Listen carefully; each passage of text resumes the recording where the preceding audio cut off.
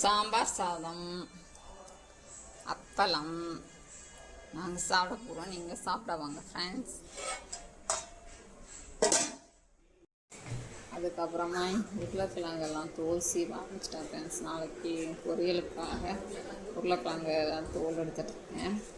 உருளைக்கிழங்கு தோல் எடுத்து ஃப்ரிட்ஜில் கழுவி வச்சுருவேன். மறுநாள் எடுத்து கட் பண்ணி வைக்கிறதுக்கு ஈஸியாக இருக்கும். காலையில் ஆஃபீஸ் போவாங்க, ஸ்கூல் போவாங்க, அர்ஜென்ட்டாக பண்ண வேண்டாம். அதனால் தோலெல்லாம் எடுத்து வச்சுருக்கேன். அப்போ நம்மளுக்கு மார்னிங் கொஞ்சம் ஈஸியாக இருக்கும்.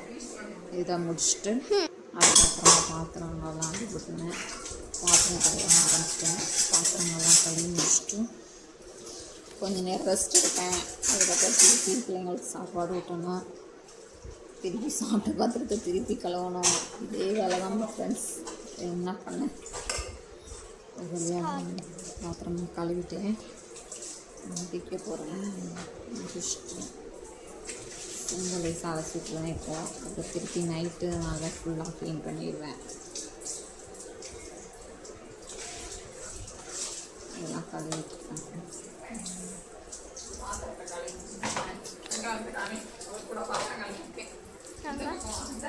அவ்வளோதான் ஃப்ரெண்ட்ஸ். இது பெரிய கூட பக்கத்தில் இருக்கிற இவ்வளோ பார்த்து கழுவிருக்கேன் இன்னைக்கு. Okay, bye friends.